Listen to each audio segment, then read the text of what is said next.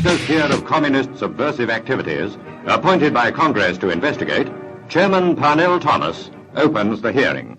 Investigating alleged communist influence and infiltration in the moving picture industry must not be considered or interpreted as an attack on the industry itself. The court is packed with fashionably dressed women as witness Robert Taylor takes the stand.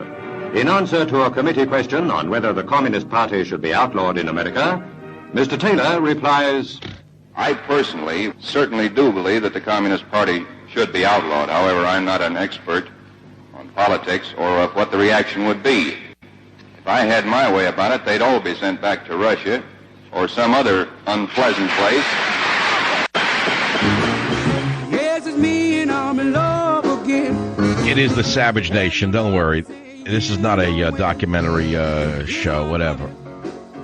All right, this is Fats Domino. Yes, it's me and I'm in love again. Welcome to the Savage Nation. Here we go. Need your loving and I need it bad. All right, thanks, Fats. Give him some crawdaddies and we'll see him in a casino. Listen, here's the story. The reason I played that piece from Huac in 1947 is because yesterday I personally announced on the Savage Nation that it's time to bring back Huac, which is the House of Un-American Activities Committee. People today don't remember what the House of Un-American Activities was. Huac was an investigative committee of the U.S. House of Reps that looked into subversion within the U.S. government. It actually investigated those accused of being communists within the government. The committee investigated those accused of being communists within the U.S. media, especially in Hollywood. And by the way, to a large extent, UAC was successful in exposing communist infiltration. It even rooted out the communist operative and spy Alger Hiss. UAC revealed the extent of communist infiltration in the film industry. This committee served America, and it actually protected America from what was then the most serious threat to its national security, and that was the infiltration by communists into all branches of government and the media. The reason you have a distorted view of UAC is because of Hollywood and the media itself.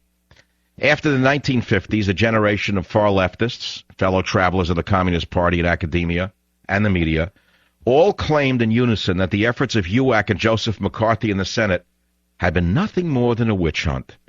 They claimed that it had destroyed people's lives who had nothing to do with communism. Remember all the movies about the innocent the innocent actors and directors in Hollywood who were picked on by the evil right-wingers and they jumped out of windows? It was all rubbish.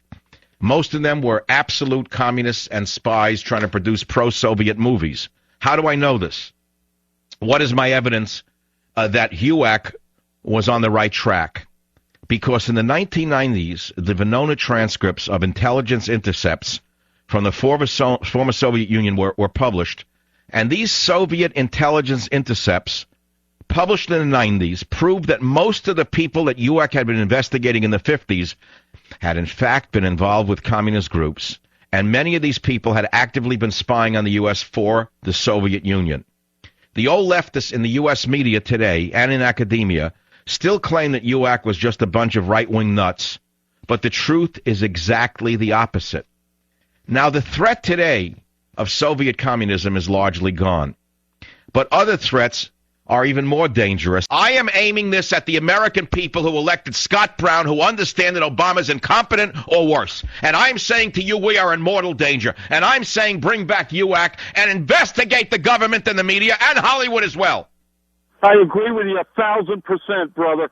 We got to do something. Where is it written that we the people don't have the right to investigate the government for traitors, the media for traitors, and find them and root them out and get them out before we're all dead? Where is it written that we have no power to do that? I would say the Tea Parties are just the beginning. I would say that this entire town hall meeting stir-up, the anti-ACORN activity, these are all rumblings of the war that's coming. We cannot afford to sit on the sidelines and let these morons let us get killed. We can't. I think we should have a people's UAC. Who the hell needs Congress? They're a worthless bunch of lobbyists anyway. Why don't we have a people's UAC? Why don't we hold public hearings ourselves? Take it and run with it. Take it for free. If you're listening to me and you're one of the Tea Party people, go and create a public UAC. I'll run it on the show. I'll run it live like their national hearings. You put it together. You investigate every agency and you call them out. I know some people who can help you. I'll name them. Savage. For all things news and talk radio, visit trncentral.com.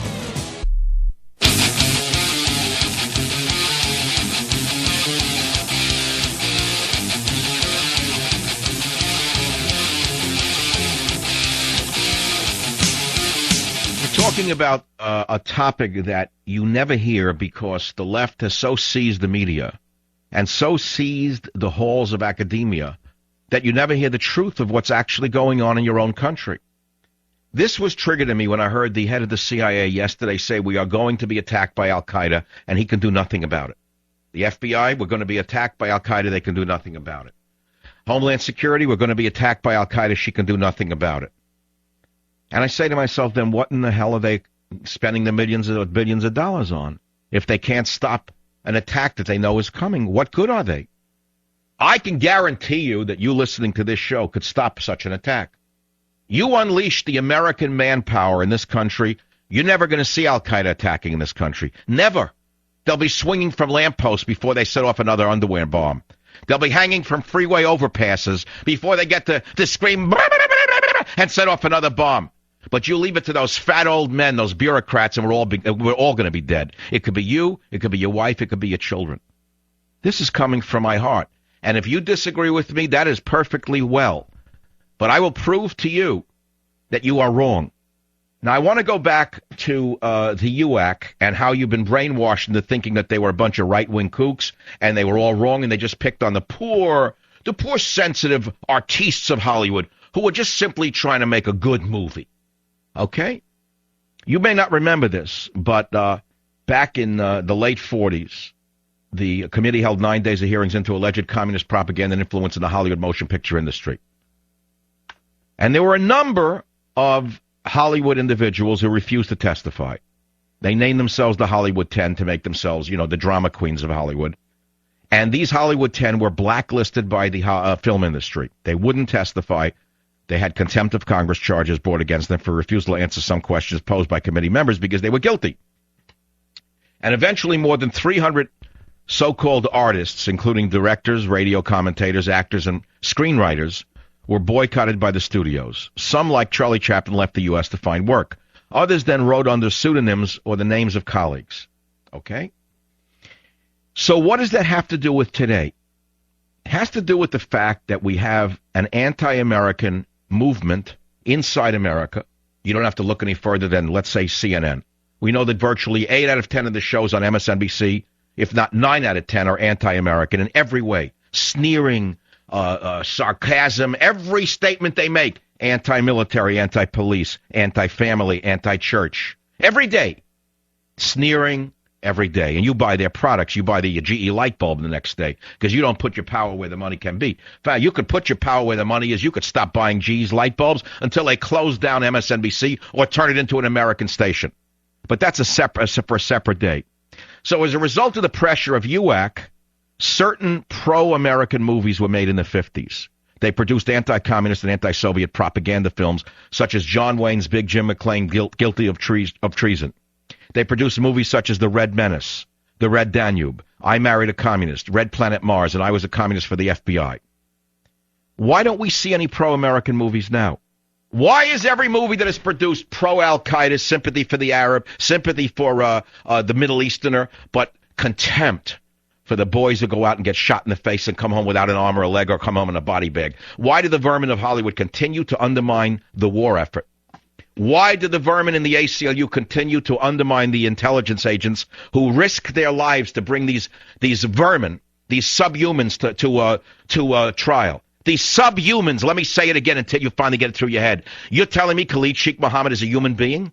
You're telling me that this subhuman, Khalid Sheikh Mohammed, deserves all the attention of the U.S. government, all the protections of the Constitution? This subhuman who masterminded the 9/11 attack, he deserves all the protections of the U.S. Constitution and every crackpot anti-American vermin from NYU and Columbia and Harvard Law.